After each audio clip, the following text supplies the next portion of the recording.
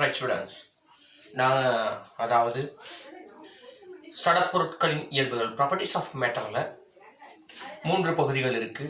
ஒன்று மீள்தன்மை இலாஸ்டிசிட்டி, இன்னொன்று பிசுக்குமை விஸ்கோசிட்டி, இன்னொன்று மேற்பரப்பில் விசை சர்ஃபேஸ் டென்ஷன்.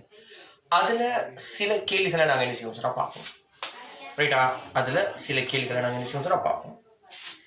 முதலாவது கேள்வி, கேபிட்டல் ஆர் ஆரையுடைய நீர்த்துளி கீழே விடப்படும் போது அது 8 துளிகளாக 8 சர்வசம துளிகளாக உடைமெனின் செய்யப்பட்ட வேலை. ரைட்டா?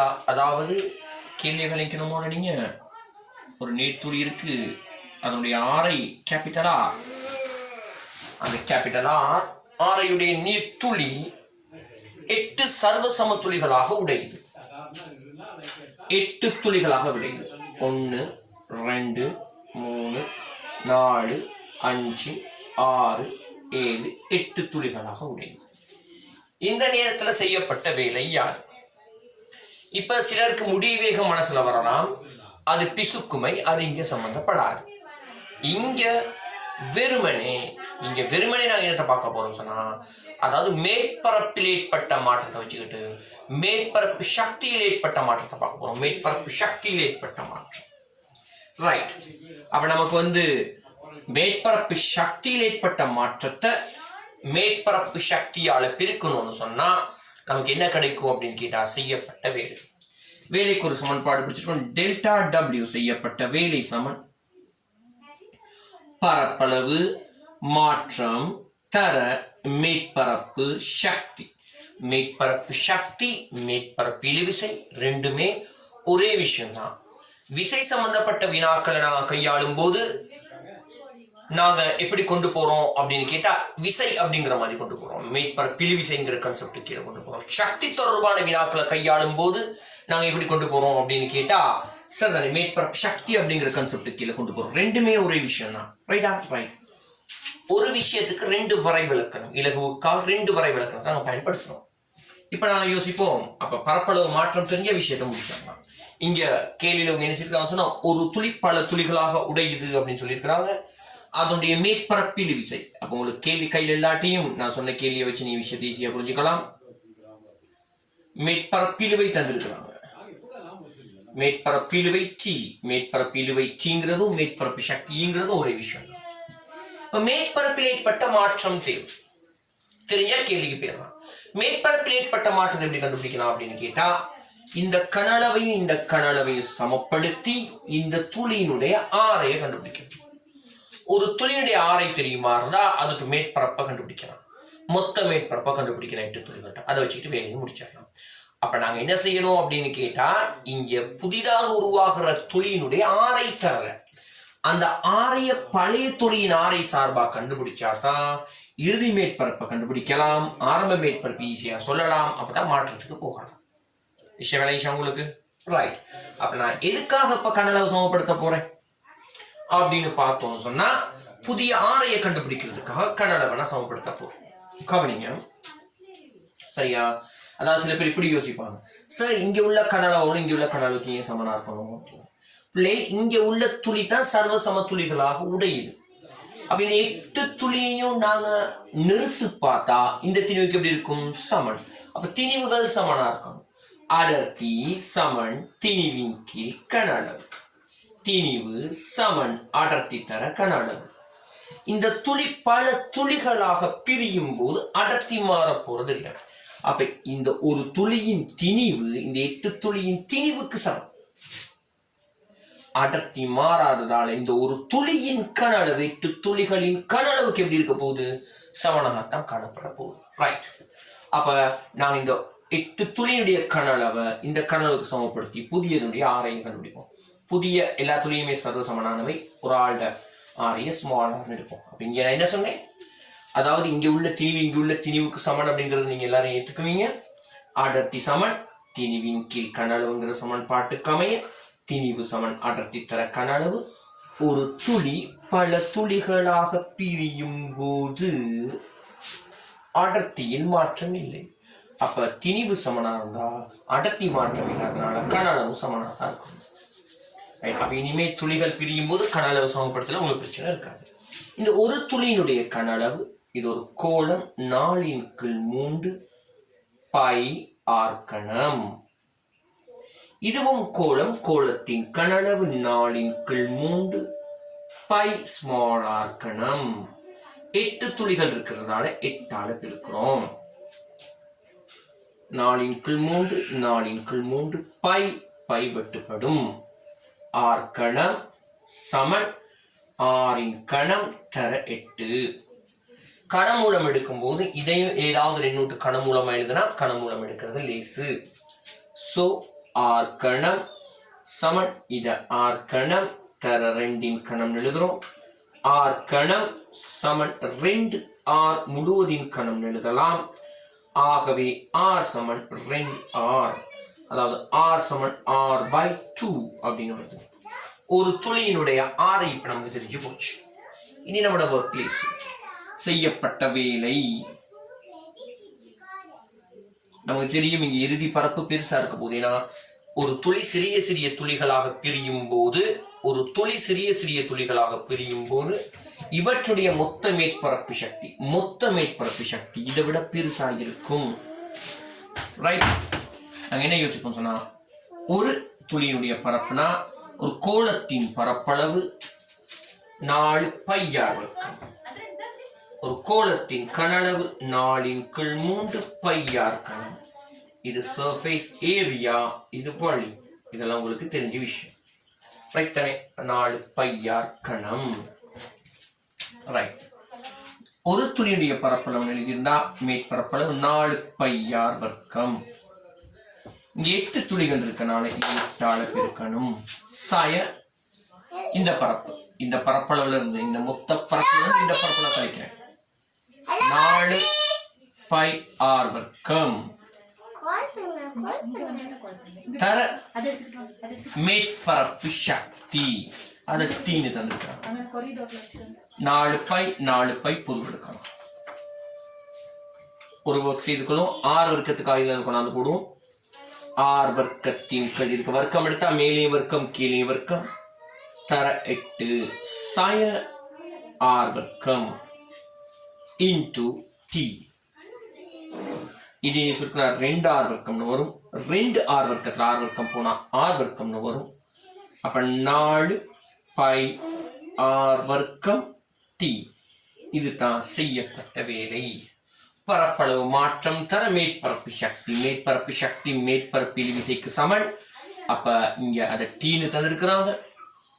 ஒரு கோளத்தின் மேற்பரப்பு 4 பையார் வர்க்கம். 8 கோளங்கள் இருக்கனால இது 8ஆல பெருக்கி இருக்கிறோம். பரப்பளவு மாற்றம் தான் தேவை. ஆரம்பத்துல மேற்பரப்பு இருந்துச்சு. அப்ப 4 பையார் வர்க்கம். இது 2 4 பைய பொதுவெடுத்தோம். இது சுருக்கினா 2. இது பிரச்சனை நீங்க இந்த கொண்டாந்து போட்டது.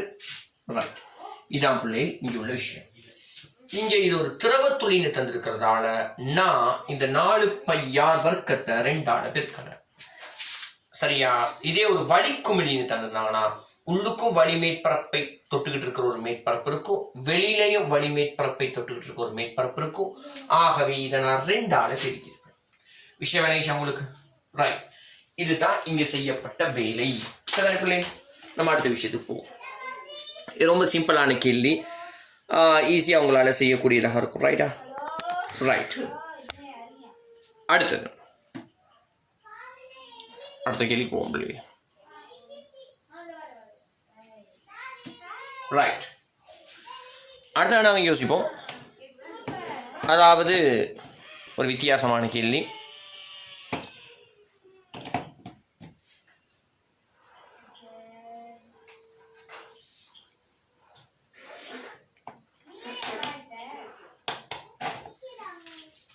ரைட், அந்த கேள்வியை பார்த்தீங்கன்னு சொன்னா,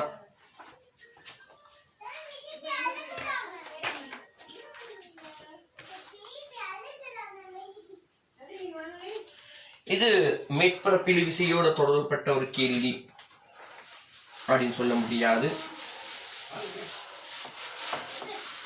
இது பிசுக்குமையோட தொடர்புபட்ட ஒரு கேள்வி. பரவாயில்ல, இந்த சமயத்துல பிசுக்குமையை ஞாபகப்படுத்துற மாதிரி இருக்கும். தேநீர் கொண்ட கோப்பை ஒன்று உருவில் காட்டப்பட்டுள்ளது. சுழலும் தேநீர் அருவிக்கோடுகள் சுழற்சியில் உள்ளவாறு கோப்பை நிலையாக நிறுத்தப்பட்டுள்ளது. ஓவிலிருந்து எக்ஸ் வரை திரவப்படையின் வேக மாற்றத்தை சரியாக காட்டுவது. இது பிசுக்குமை சம்பந்தமான ஒரு கேள்வி. இது மேற்பரப்பில் விசை இல்லை. முதலாவது நீ அதை விளக்கணும். சரியா? ஒரு கேள்வியை வாசிக்கும் போது பிசிக்ஸ்ல கேள்வி செய்யக்குள்ள இது எந்த பாடத்துக்கு வரும், அந்த பாடத்துல குறிப்பா எந்த பகுதியுக்கு வரும், இதோட தொடர்புபட்ட விதிகள் என்ன, சமன்பாடுகள் என்னன்னு தெரிஞ்சாலே நீ அந்த கேள்விக்கு ஐடியா போட்ட மாட்டேன். விளங்குதா? அப்ப ஐடியா அப்படிங்கிறது இதனூடாகத்தான் நீங்க என்ன செய்யணும், பெற்றுக்கொள்ளணும். அப்ப அங்க ஒரு டீ கப் ஒன்று காட்டியிருக்கிறாங்க. அந்த டீ கப்பை நான் காட்டுறேன். இப்படி இருக்கான். ரைட்? அந்த டீ கப்போட மேற்பகுதியை மட்டும் தந்திருக்கிறாங்க. நான் ஃபுல் கப்பையும் காட்டியிருப்பேன். இங்க இந்த டீ இப்படி என்ன செய்யலாம், சுத்துதான். டீ இப்படி சுத்துதான். சரியா? புள்ளி ஓவில் இருந்து புள்ளி எக்ஸ் வரைக்கும் அந்த டீட அருவிக்கோடுகளாக போகுதான். கப் நிலையா நிறுத்தப்பட்டுச்சு. அப்ப டீ தான் சுத்த போகுது. வேக மாற்றத்தை கேட்கறாங்க. இப்ப பிசிக்ஸ்ல நாங்க கேள்விகள் செய்யும் போது இந்த கேள்வியை பற்றி மட்டும் சொல்றேன். இங்க நாங்க பொருத்தமான விடை என்ன அப்படிங்கிறத ரொம்ப இலகுவா தட்டிட்டு போகிறோம். உள்ளுக்கு ஆராய போறது இல்லை. விளங்குறா? ரொம்ப ஈஸியா தட்டிட்டு போகிறோம். உள்ளுக்கு நாங்க எந்த ஒரு விஷயத்தையும் ஆராய போறது இல்லை. இந்த மாதிரி கேள்வி ஒவ்வொரு பாஸ் பேப்பர்லையும் 2-3 கட்டாயம் வரத்தான் போகுது. 5 விடைகளை இது பொருத்தமான தட்டிட்டு போயிடுவோம். பெருசா ஆராய வேண்டிய அவசியம் இல்ல. முதலாவது பிள்ளை இப்படி தந்திருக்கிறாங்க. ரைட்? இது O, இது X. ரெண்டாவது ரைட். மூன்றாவது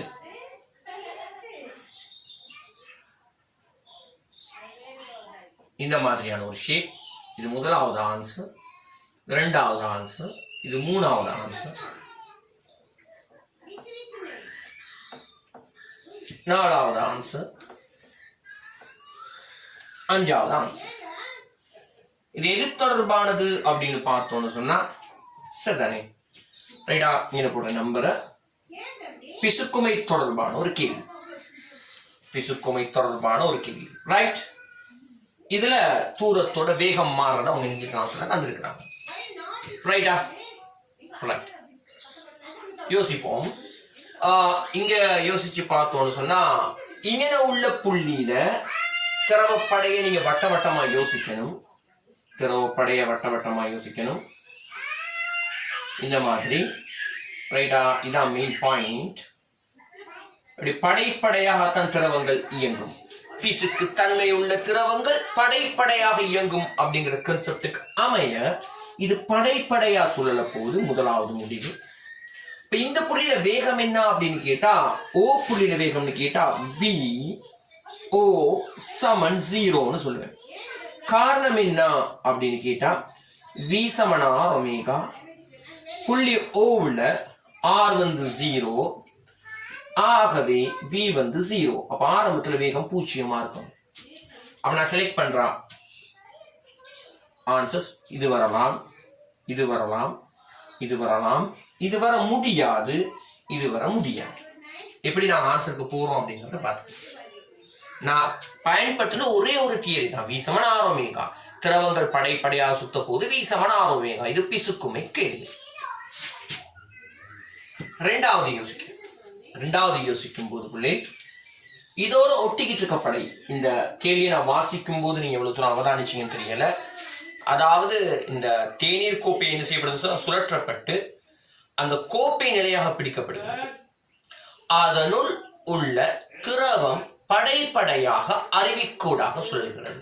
ஏன் அருவிக்கோடாக சுழல்கிறது? பிசுக்குமை. அதாவது நான் பிசுக்குமை சம்பந்தமா படிக்கும் போது அந்த சமன்பாடுகள் வலிதாவதற்கு அது அருவிக்கோட்டில் போகணும். இப்ப அருவிக்கோடாக சுழல்கிறது. அப்ப அந்த இதன்படி பார்க்கும் போது சரிதானே? ரைட்டா? இப்ப நம்மகிட்ட 3 ஆன்சர் மிச்சம்.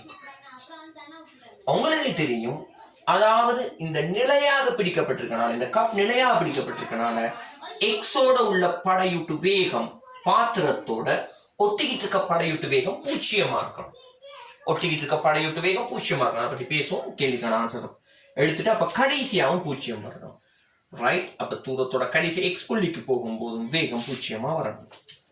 சோ இந்த ஆன்சர் வராது, இந்த ஆன்சர் வரணும். இப்ப நம்மளோட கையில எத்தனை ஆன்சர் இருக்குன்னா 2 ஆன்சர். அப்ப உங்களை கஷ்டப்படுத்த கூடாதுங்கிறதுக்காக நான் மற்ற ஆன்சர்லாம் என்ன செய்வேன், அழிச்சேன். இந்த ஆன்சர்ல இது ரெண்டுல எந்த இதுக்கு ஆன்சரா நாங்க எந்த ஆன்சரை தெரிவு செய்யலாம் அப்படின்னா இதத்தான் ஆன்சரா தெரிவு செய்யலாம். 3வது தான் சரியான ஆன்சர். ஏன் அப்படின்னு கேட்டா இந்த கிராஃப் நம்ம ஏற்கனவே பார்த்துருக்கோம். எப்படி அப்படின்னா ஒரு குழாய் இருக்கும்போது இந்த குழாயில அறிவுக்கோடுகளாக படைப்படையாக திரவம் போகக்குள்ள அதனுடைய விட்டம் வழியே நாங்க பயணம் செஞ்சோம்னு சொன்னா அதனுடைய வேகம் எவ்வாறு மாறும் அப்படின்னு பார்த்தா இப்படி மாறும் வச்சிருக்கோம். இங்கே வேகம் 0, வேகம் படிப்படியாக கூடி இங்கே உயர்வு திரும்ப. இது ஒரு சமச்சீரான கிராஃப். இங்க ஆரை கூட வேகம் மாறப்போகுது. அப்ப வேகம் அதிகரிக்கிற மாதிரி தெரியும் v = r ω. அதே சமயம் பிசுக்குமை சம்பந்தமான தியரி சொல்லுது இந்த படையோடு இருக்க வேகம் 0, வர வர வேகம் கூடிக்கிட்டு வரணும். சரியா? அப்ப மாறி வச்சு இங்க நீங்க போக்குள்ள வேகம் குறைஞ்சிக்கிட்டு வரணும். ரைட்டா? அப்ப இங்க இந்த 2 தியரிக்கும் கீழே போகக்குள்ள அப்ப இப்படியாப்பட்ட ஒரு சமச்சீர் வரைவு இங்க வர முடியாது. இது வர முடியாது. இது இப்படி இருந்தா தான் வரலாம் அப்படிங்கிறது தெரியும். இது வர முடியாதனால இதுதான் ஆன்சர். விளங்குதா? ரைட் தானே? நாங்க இதை படிச்சதும் இல்லை, இதை பத்தி நமக்கு தெரியவும் தெரியாது. அப்ப நாங்க எது பொருத்தம் இல்லைன்னு எடுத்துட்டு மீதியா இருக்கிறத சரியானது தெரிவு செய்யறோம். நான் போன மெத்தட் உங்களுக்கு விளங்கும்னு நினைக்கிறேன். ரைட்டா? ஏன்னு கேட்டா இங்க போ வேகம் மாறும் v = r ω படி பிசுக்குமையின் படி ஏதோ ஒரு விஷயம் நடக்கும். அணையின வேகம் 0 இருக்கணும். அப்ப சமச்சீரா மாறுறதுக்கான சான்ஸ் இங்க இல்லை. இது படைப்படையா சுழலும் போது. எப்ப படைப்படையா சொல்லும் போது இந்த மாதிரியான கிராஃப் வரும். படைப்படையா சுழலாம படைப்படையா இப்படி குழாயில திரவம் போகல. இந்த கிராஃப் ஏற்கனவே படிச்சது, ஆகவே அது வராது. இதுதான் சரியான ஆன்சர். ரைட்டா? அப்ப இங்க நாங்க மேலதிகமா விஷயங்கள் டிஸ்கஸ் பண்ண போறதில்லை. இதெல்லாம் வராதுன்னு தெரிவு செஞ்சோம், விஷயம் முடிஞ்சு. Okay, right. நாங்க படத்து கேள்வி போகலாம். பிள்ளை நீங்க நான் சொல்ற கேள்வியை எழுதி அந்த தேவையான தரவுகளை குறிச்சு மார்க் பண்ணிக்கொள்ளுங்க. வாட்ஸ்அப்ல நான் உங்களுக்கு கேள்விகள் அனுப்பியும் இருக்கிறேன்.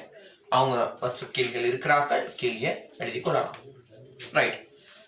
அடுத்த கேள்வி, நிலைக்குத்தா பிடிக்கப்பட்ட ஒரு குழாய் காட்டியிருக்கிறாங்க. நீர் சுற்றி அவதி நிலையில் தங்கி இருப்பதை ஒரு காட்டுகிறது. நிலைக்குத்தாக ஒரு குழாய் காணப்படுதான், மயிர்துளை குழாய்.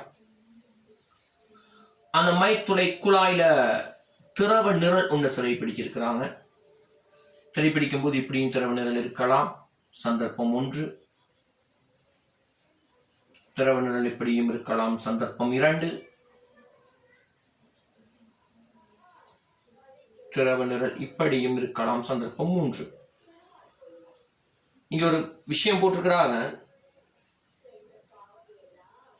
அவதி நிலையில் திரவ நிரல் காணப்படுகிறது. அவதி நிலையில் திரவ நிரல் காணப்படுகிறது அப்படிங்கிறாங்க.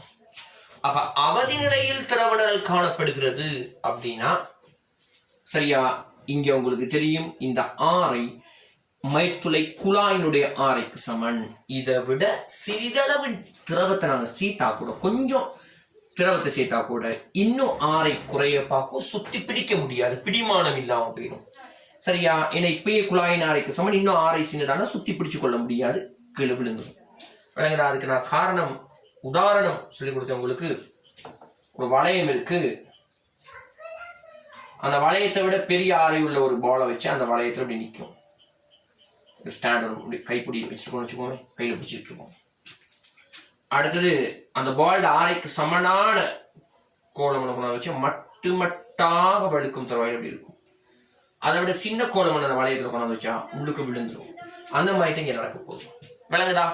இதை விட ஆரை சின்னதானா இதால சுத்தி பிடிச்சு கொள்ளையில அந்த கண்ணாடி சுவரை கீழே ஊற்றிடும் தரவும். ரைட். இப்ப உங்க அமுக்கமாரா தான் கேட்டிருக்காங்க, இது அவதி நிலையில் இருக்குன்னு சொல்லிட்டு. அப்ப கிராஃப் எப்படி வரும் அப்படிங்கறது யோசிப்போம்.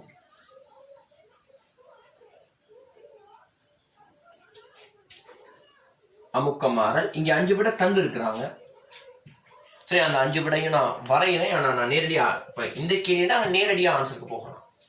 சரி, இருந்தாலும் நான் உங்களுக்கு 5 ஆன்சரையும் வரைகிறேன்.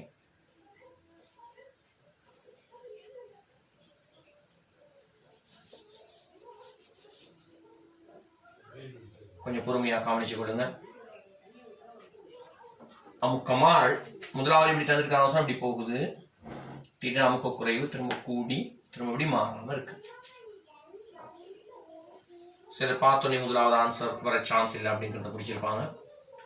ரெண்டாவது ஆன்சர் இப்படி போகுது, ஒரு குறைவு, திரும்ப இப்படி போய் சின்ன ஒரு அதிகரிப்பு, திரும்ப இந்த மட்டத்தை விட மேலே போயிடுச்சு. இப்போ இந்த ஆன்சர் ஷுவராக வராது அப்படிங்கிறது தெரியும். ஏன்னா இங்கேயும் வளிமண்டல அமுக்கம், கடைசியாகவும் வளிமண்டல அமுக்கம். அதனால இங்கே உள்ள அமுக்கம் இங்கே உள்ள அமுக்கத்துக்கு சமனாக வரணும். அப்போ 1வது ஆன்சர் 2வது ஆன்சர் பார்த்த உடனே நாங்கள் என்ன செய்யலாம், வராதுங்கிற முடிவுக்கு வரலாம்.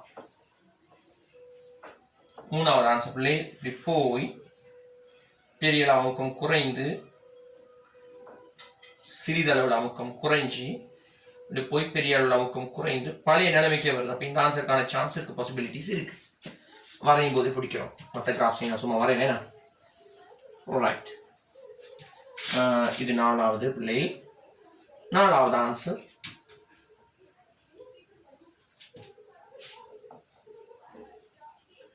இது 2 ஒரே லெவல்.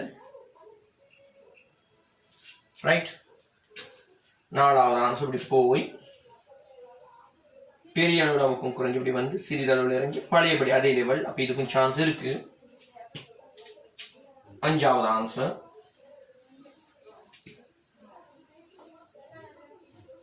இப்படி போய் சிறிய அளவில் அமுக்கம் கூடி இப்படி போய் திரும்ப இப்படி போகும். ரைட், இங்க யோசிப்போம். அதாவது மேலேயும் வளிமண்டல அமுக்கம், கீழேயும் வளிமண்டல அமுக்கம். அப்ப 2 ஒரே லெவல்ல வரணும். அப்ப இந்த ஆன்சர் வராது, இந்த ஆன்சர் வராது, அழிச்சுக்கும்.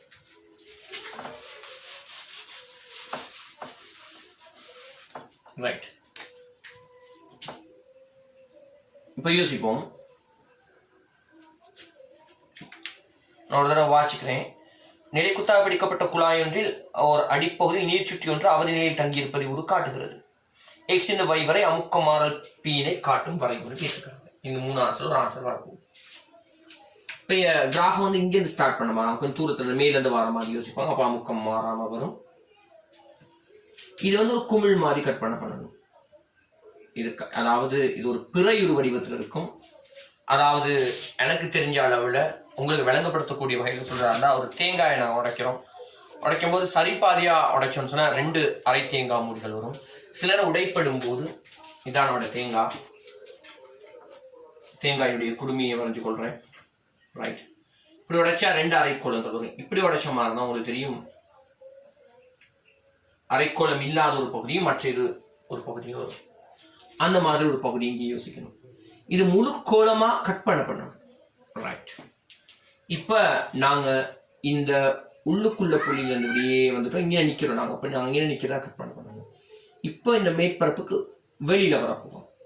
அப்ப நம்ம யோசிக்கணும், குமிழ் உள்ளுக்கு இருந்து வெளியில வாரமா குமிழ் உள்ளுக்கு போறோமா அப்படின்னு. நம்ம பின்படி இப்படி இருக்க குமிழ் வெளியில வாரம். வெளியில வந்தா இது ஏன் இப்படி இருக்குன்னா, இங்க அமுக்கம் கூட இங்க அமுக்கம் குறைவுனால அமுக்கம் கூடிய இடத்திலிருந்து அமுக்கம் குறைந்த இடத்துக்கு தான் என்ன செய்யும் அப்படின்னு கேட்டா தள்ளுப்பட்டு பொருட்கள் காணப்படும். நாம ஒரு பலூன் ஊதுது, உள்ளுக்கு அமுக்கம் கூட வெளியில அமுக்கம் குறைவு. அப்ப அந்த வெளித்தள்ளி அமைப்பு இருக்கனால உள்ளுக்கு அமுக்கம் கூட இங்க குறைவு. இங்க ஷூரா குறைய போகுது. குறைச்சாச்சு. எவ்வளவு குறையும் அப்படின்னு தெரியாது, குறைச்சாச்சு. திடீர்னு குறையும். சரியா, இதனுடைய பெருமானம் கூட உங்களுக்கு தெரியும், டெல்டா பி. இதை மிகை அமுக்கம்னு சொல்லி படிச்சிருக்கிறோம். ஒரு பக்கம் திரவம் இருக்கிறதால அந்த மிகை அமுக்கத்துக்கான கோவை 2T/R. 2Tங்கிறது மேற்பரப்பிலே, ஆறுங்கிறது இந்த குமிழியுடைய ஆரையா கற்பனை பண்றோம். Plus H/ρg. ஏன்னா ஒரு திரவத்துல நான் கீழ் நோக்கி பயணிக்கும் போது அமுக்கம் H-ஓட சேர்ந்து கூடிக்கிட்டே போகும். சில நேரம் இதை நான் இதோட நிப்பாட்ட வேண்டி வரலாம், இதோட நிப்பாட்ட வேண்டி வரலாம், இதோட நிப்பாட்ட வேண்டி வரலாம். அதாவது பழைய மட்டத்துக்கு போகாமலே கொண்டு போக வேண்டி வரலாம், பழைய மட்டத்தோடு கொண்டு போக வேண்டி வரலாம், அதை விட கூட கொண்டு போக வேண்டி வரலாம், நமக்கு தெரியாது. Right, plus H/ρg. இப்ப நான் கட் பண்ண இது அவதி நிலையில் காணப்படுகிறது. அவதி நிலையில் காணப்படுகிறதுனா குமிழ் இப்ப உடைய போகுது அப்படிங்கிறது அதோட அர்த்தம். அப்ப குழாயின் ஆரை இருட்டு ஆரையும் சமன். அப்ப குழாயின் ஆரை இருட்டு ஆரையும் சமன். இது அரைக்கோளுக்கும் இல்லை. அப்ப வரையும் போது கூட வெளியில போக தேவையில்லை, இதுலக்கே வந்து சேர்ந்துடலாம். சரியா? ரைட். அப்ப இங்க இந்த அப்படியே வந்துடும் பிளஸ் H ρg. இப்ப இங்க இருந்து வெளியில வரப்போறோம். இது ஒரு குமிழா கட் பண்ணா வெளியில வரப்போம். ஒரு பக்கம் திரவம், ஒரு பக்கம் வழி. குமிழ் இருந்து வெளியில வரும், அதனால அமுக்கம் குறைய போது. எவ்வளவு தாழ குறையுன்னா 2T/R குறைஞ்சி பழைய அமுக்கத்துக்கு வரணும். நாங்க சம்டைம்ஸ் இங்கே நிப்பாட்டி இருந்தா ஒரு குறைவு ஏற்படுத்தி பழைய நிலைமை கொண்டு போயிடுமா?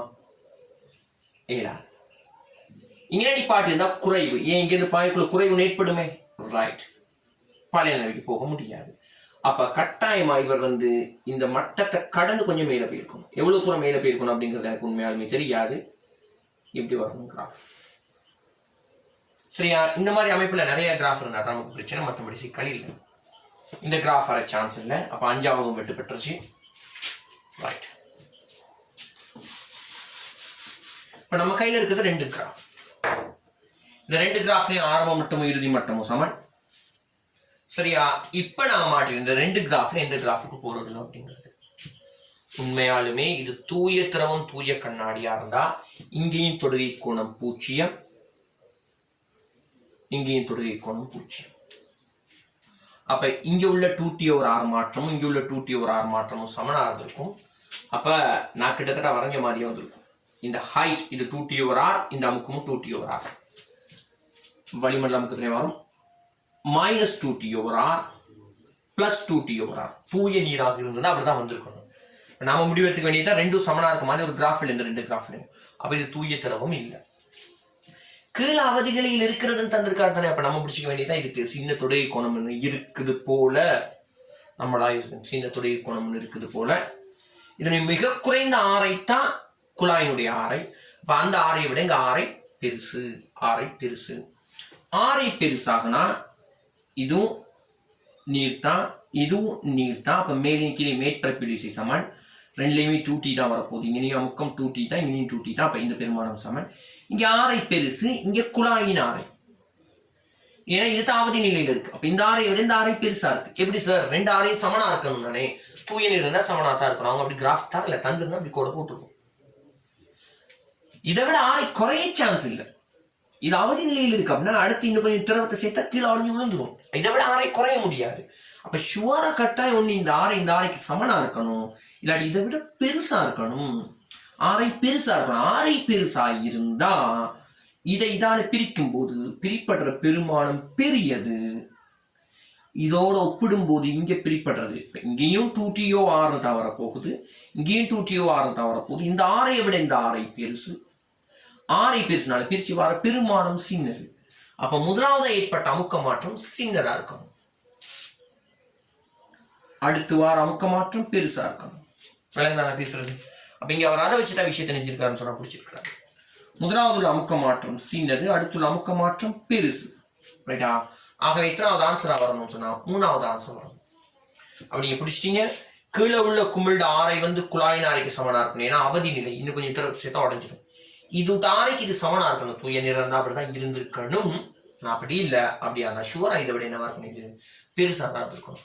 ஆரை பெருசுனா பிரிச்சு வார விட சின்னதாகவே. இங்க உள்ள மிகை அமுக்க குறைவு சின்னது, இங்க உள்ள மிகை அமுக்க குறைவு பெருசு. எத்தனாவது ஆன்சர்? 3வது ஆன்சர்.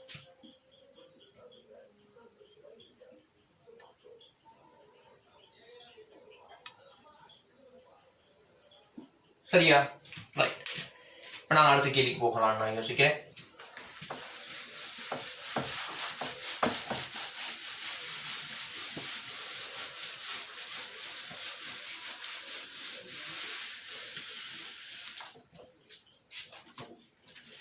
அடுத்தது ரொம்ப சிம்பிளான ஒரு கேள்வி தந்திருக்கிறாங்க. சரியா? பல துளிகள் ஒன்று சேர்ந்து ஒரு துளியாக மாறும் போது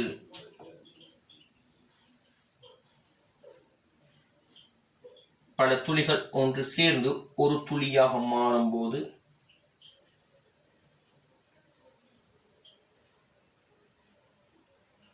மேற்பரப்பு சக்தியை வச்சுட்டு கேள்வியை கொண்டு போறாங்க. என்ன சொல்ல வராங்க சொன்னா, முதலாவது சொல்றாங்க சக்தி உறிஞ்சப்படும்.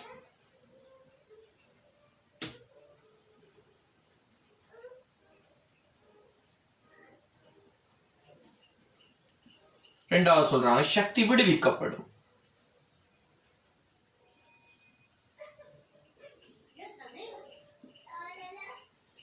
மூணாவது சொல்றாங்க சக்தி உறிஞ்சப்படவும் விடுவிக்கப்படவும் மாட்டாது. சக்தி மாற்றம் பூச்சி. நான் ஷார்ட் எழுதுறேன்.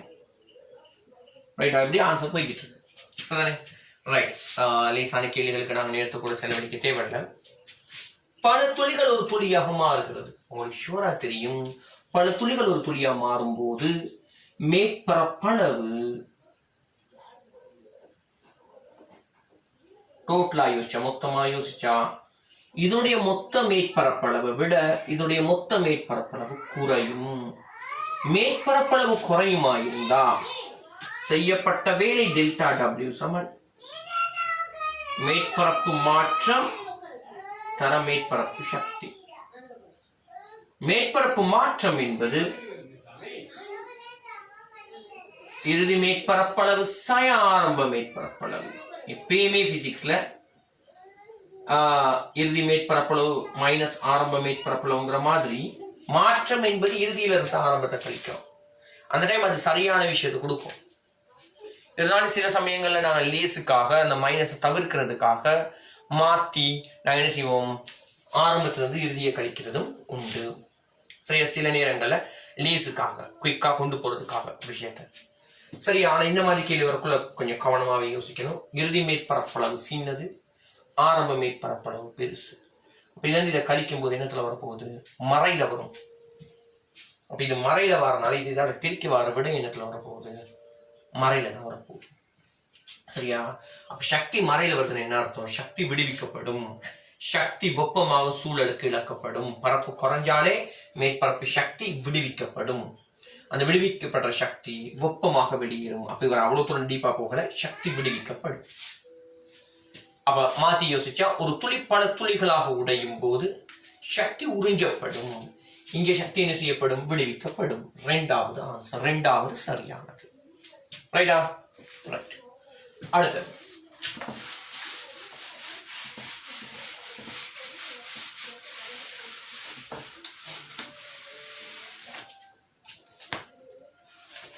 ஒரு கேள்வி தந்திருக்கிறாங்க.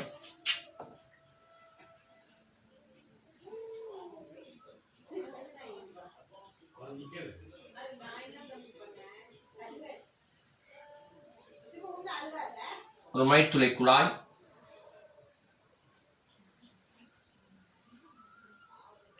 இங்கே எல் நீரத்துக்கு இது அமுத்தப்பட்டிருக்கு. இது ஒரு திரவம், நீர் எடுத்துக்கொள்ளுங்க நீங்க தேவைக்காக.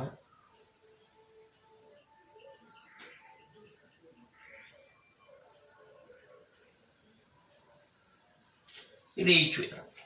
சரியா, அவங்க என்ன சொல்றாங்க அப்படின்னு கேட்டா, இப்படி இருக்காம். எல் பெருசு, H சின்னதுங்கிறாங்க. இது மயிர்துளை எழுதினால உருவானது.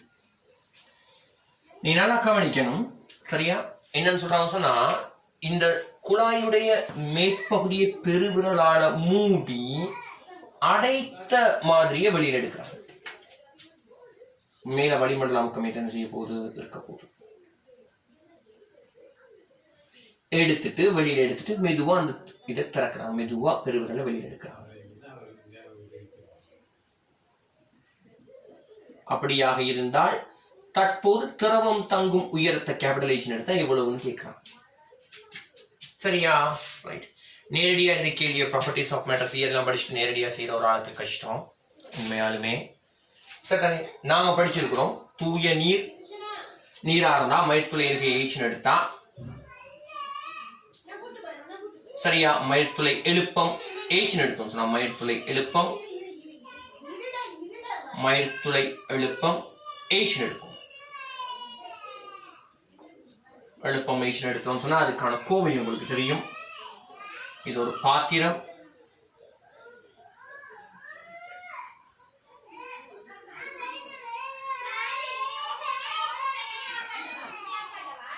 இப்படி இருக்கும். இந்த உயரம் H. 87 2t cos theta over r rho g. தொடையை குறைத்த பூச்சம் எடுத்தா 2t over r rho g வரும். 2t over r rho g அப்படின்னு வரும். Ganesha, 8 2t over r rho g. இதுவே இவர் இப்படி இருப்பாரு, இவர் இப்படி இருப்பாரு. அதிகூடிய நிறுத்தக்கூடிய அதிகூடிய திரவ நிரலின் உயரம்னு கேட்டா நாங்க நிறுவியிருக்கோம் 2h படிக்கும்போது 2h. அதுல முக்கியமான ஒரு விஷயம், இங்க தொலைக்கோணம் பூஜ்ஜியம் எடுத்தாதான் 2h வரும். திரும்ப நான் ஆரம்பத்துல சொல்றேன். தூய நீர் கண்ணாடியா இருந்தா ஒரு பாத்திரத்தில் இதை வைக்கும் போது h உயரத்துக்கு திரவம் மேலேறும். இதை நாங்க பெருவிரலால மூடி அல்லது வேற ஏதோ விதமா அப்படி கொண்டாந்துட்டு இந்த திரவத்தை மேலும் மேலும் சேர்க்க அதி உயர் திரவ நிரலின் உயரம் 2h வரும். திரவ நிரலின் உயரம் 2h சொல்லி வரும். சரியா? ரைட்.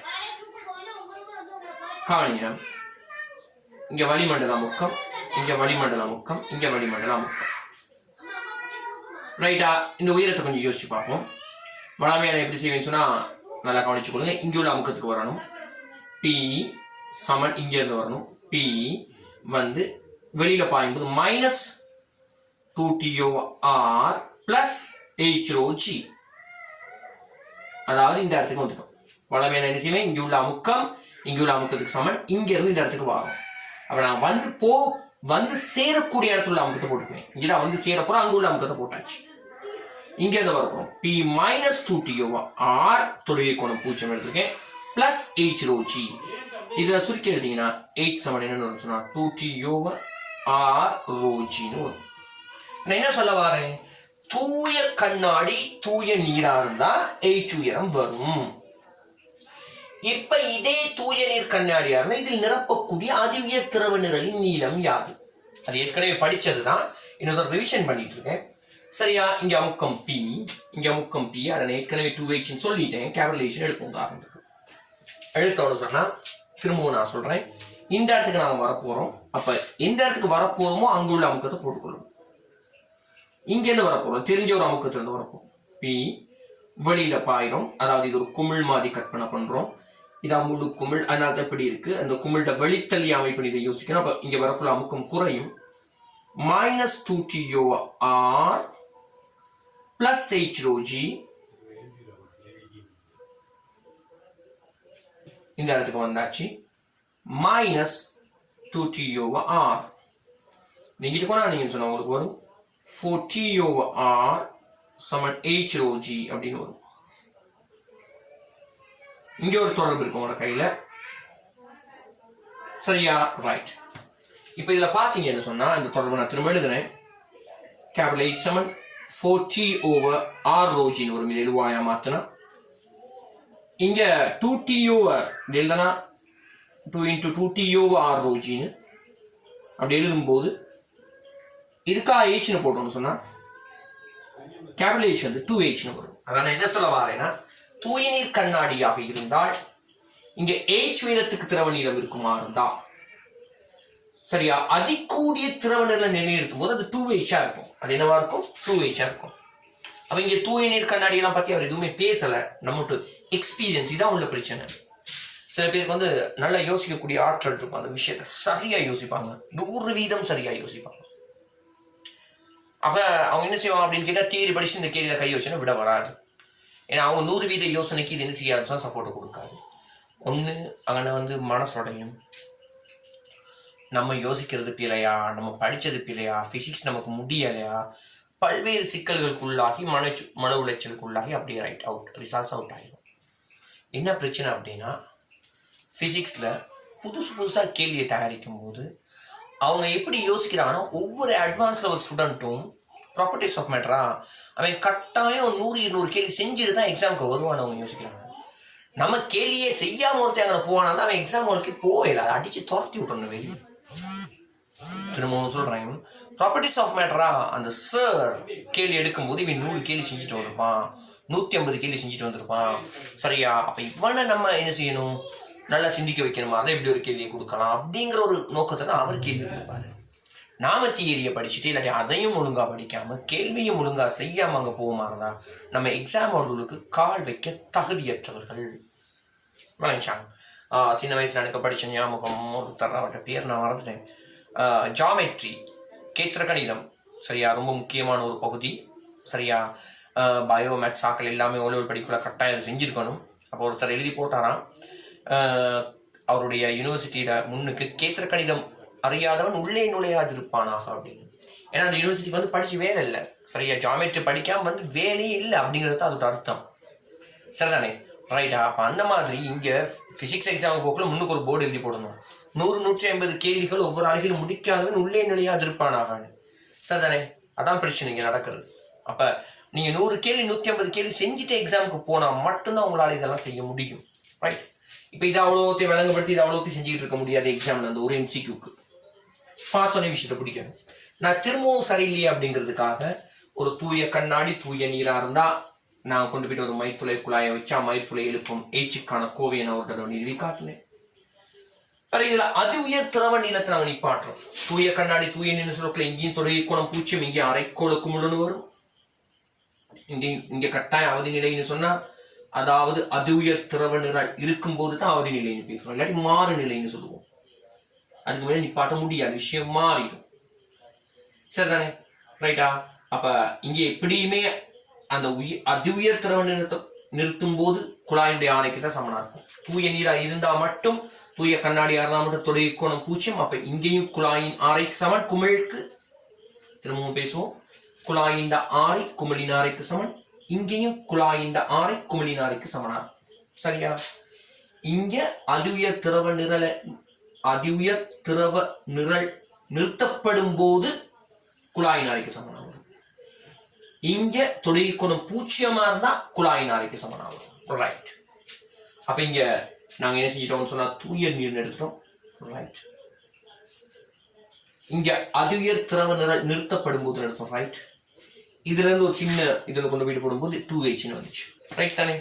சரி, அப்ப இந்த கேள்வி எப்படி போகுது அப்படின்னு பார்த்தா இந்த கேள்விக்கு தான் அவ்வளவு உங்களுக்கு தேவைப்படாது. இந்த கேள்வி எப்படி போகுது அப்படின்னு பார்த்தோம்னு சொன்னா அது உயர் திரவ நிரலை நாங்க என்ன செய்யணும், நிறுத்தணும்.